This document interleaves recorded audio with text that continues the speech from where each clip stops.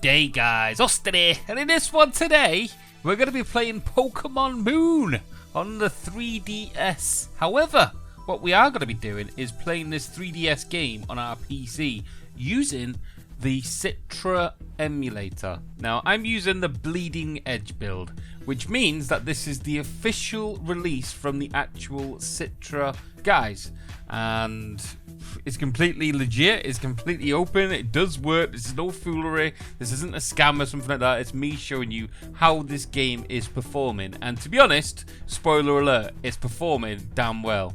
Now, I have to say that this is using a Bleeding Edge, like I just said. However, Bleeding Edge, although it is, how do I say, legitimate and official, it's not 100% stable build. Think of this as a beta. It's the most current build that they've put together. It's not been 100% tested because it's literally only a few hours old, and every time you go to play this, it will update itself all the time. Now, I'll do a dedicated video in response to this to show you how to get it working properly, but it's not exactly rocket science. You download it, you play it, and it's good to go.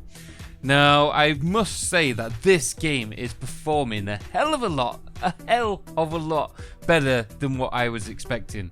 As you go through the cutscenes, as you go through the various parts within here, there is virtually no slowdown at all. The actual original 3DS console would struggle and would stutter at times when you got to certain parts within the game. It's supposed to be a 60 frame per second game. However, due to the limitations of the hardware, and just because this game was kind of pushing it to the limit, like I like to say, it did stutter from time to time. There was drops in frames per second, and I must say, and I have to admit, that me testing this, it's not 100% either. At the same parts where that game did stutter and you did get a bit of loss, it's exactly the same. Now, I have noticed a few glitches here and there, and I will show you those in just a second. But for the majority of this, in fact, for 99% of me playing through this game, 100% playable. 100%. I mean, I could quite happily say that this is a 100% working game in terms of me being able to play it and complete it. Now, me myself, I've played this on earlier versions, unofficial versions, and I've managed to complete this. I would say that people do post on forums that you have to have certain things in your as you're playing it in order it to stop crashing. Now, me personally, like I said, I've played this and I've never experienced a crash.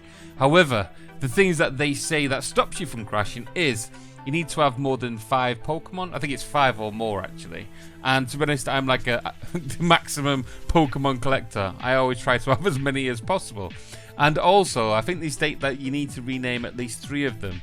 Now, I don't know if this is 100% true. I've never tested it. The thing is with me, I like to collect all my Pokemon, and I rename everybody to a stupid name. So I've never had that kind of impact to know that that crashes the game.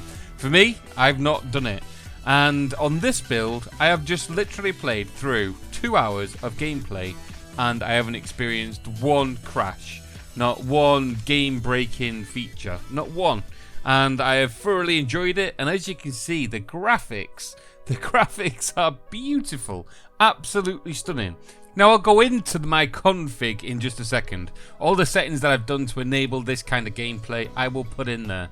But first, hats off to the Citra team. I cannot believe that they've got this game playing to this kind of standard in such a short space of time. It is unbelievable.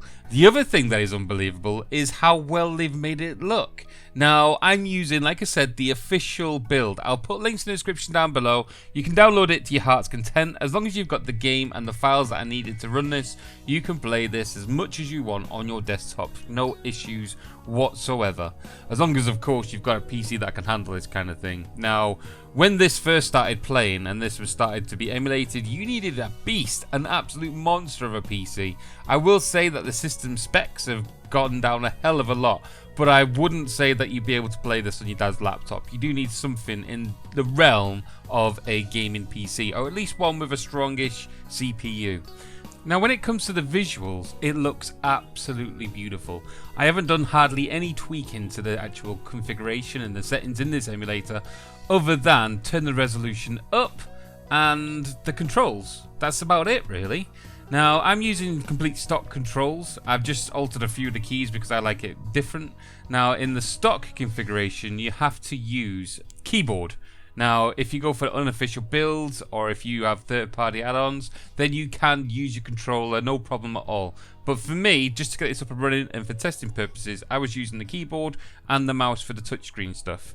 Now when it comes to the actual configurations of the people, they look beautiful. Everything looks beautiful. Everything that is rendered in a 3D way looks crisp, looks clear, and it really looks like the Pokemon world. The only thing is the pixelation on the outlines. Now, as we go into the actual configs then, as you can see, everything is stock across the board. The only thing I've changed there is my details. The keyboard is pretty much default. I've just changed a few keys for my configuration and the way that I like to play it.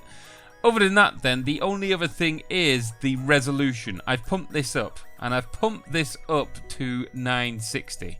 Now when you think that the original 3DS run at like 240 I think it was, that's unbelievable. I'm pushing this to 960. Now of course 960 doesn't sound that good, but when you think about the size of this screen, on this screen, because it's running in a window, that is literally as close to 1080p as we could get.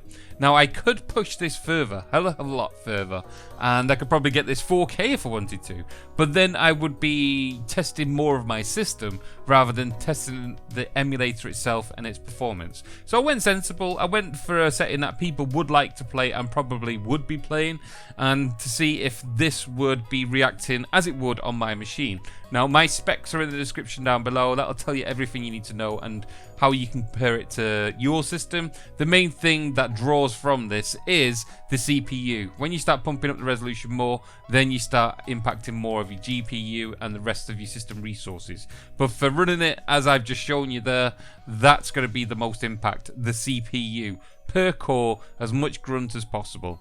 But yeah, it's looking good. So as I was saying then, even though we've pumped up the resolution and all this, the only thing that is letting it down, and to be honest it's not letting it down that much, is the pixelization on the black lines. Now the world looks beautiful, it's crisp, it's clear, but as you can see we have got black lines that go around the characters. Now this isn't anything odd, it's actually in the game itself, so of course we're playing it as it was intended by Pokemon themselves. This is how they wanted it to be playing. But we can sharpen everything, but unless we've got texture scaling or other kinds of options in our configuration menu, we cannot lose or, I don't know, smoothen off them pixelated outlines. Now, it's not exactly a biggie. I mean, for me, this is absolutely beautiful. If I compare this to the original 3DS and the way it was playing, it's nigh on perfect. It is 1,000 times better. And not just in terms of the graphics, but performance, and of course, I love chilling out to this on my big TV in the living room, so having this kind of setup is perfect. Back to the game then, and its performance is... it's nigh on perfect, like I said. There was slowdowns in the original, but as you can see, in the open environment when you're outside, there are certain parts when the frame rate does drop. It does take a little bit of a spike. That's mostly when it's either loading a level, which you would expect anyway, but sometimes, and it's pretty here and there, you will see drops into the 40s. Now, if I didn't have my counter in the bottom left hand corner, I wouldn't know that it's dropped so low, because the music is still perfect, because the sound effect's still perfect.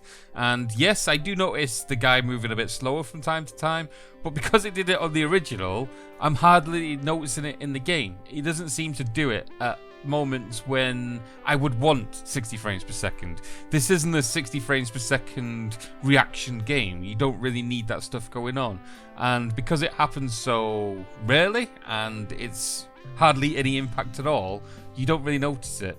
And that again is through to the hard work that the guys from the Citra team have done to have this kind of performance on a game which is pretty damn intensive. I mean, when you compare the graphics on this to the other Pokemon games, especially when you get into the fight scenes and the cut scenes, things like this, where there's a hell of a lot of stuff going on, it holds a pretty damn good frame rate, and the look of it is absolutely exceptional. When you're going for the cutscenes, these are full rendered cutscenes. These aren't FMV. This is the actual emulator being taken through its paces, and it looks beautiful as it does it. And the more I go through the game, the more I see the performance just improve as you go along. There has been a hell of a lot of compatibility and performance increase with the current builds that are coming out right now.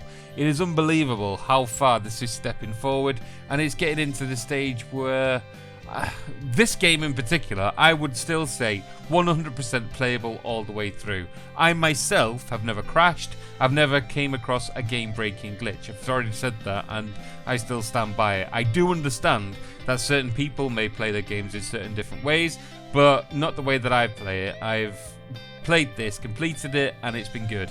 Also, I will say that there are certain areas in the game where you do see, or at least I did while I was conducting this test, a few graphical bugs. Now, as you can see, I had this for like 2 minutes while I was playing. Just a yellow tint on the screen. It's hardly a game breaker. I can still play everything perfectly. And once I seemed to walk in and out of one of the doors, everything came back to normal. And it was only this one point in the game. So I don't know if that's maybe a glitch in the game and the way it's been rendered. I don't know. Maybe it was just a glitch in the emulator or even my system. Obviously, I have to say that this does happen. But again, it's hardly anything. And yeah. Those are the only issues that I've come across. Frame drops every now and again, nothing too demanding, nothing too impacting, and stuff like this going on. Now, in this current build, I've literally just sat through and played 2 hours. You would have been listening to my commentary while I was doing it. Obviously, I wouldn't have exposed you to the full 2 hours of it, but I did record it all, not knowing that for 2 hours I didn't have my microphone switched on. So, this is why I'm basically voice-overing what I've just recorded. But that is it. I can solemnly, heart on chest, say that I could probably feel comfortable in playing this, in enjoying it, and completing this game. I cannot see any reason why I couldn't. So that's my report on this one then, guys. Pokemon, thumbs up all the way through. I'm happy with this. Hats off to the Citra team for doing such an awesome job as always. I'm looking forward to seeing some new games and testing them out. Please put in the comments down below what you think of this. Have you got any input on it? Do you think this is 100% playable? Have you come across any errors while you've been testing these games out? Would you like me to test any other games? It's all up to you guys. This is your channel as much as mine. So anyway guys, it's been a pleasure as always bringing this to you. Please like, please subscribe. Please do all the things that people do in the world of YouTube where we play Pokemon all morning and forget to turn the recording mic on. But most of all, you have a good day. Laters!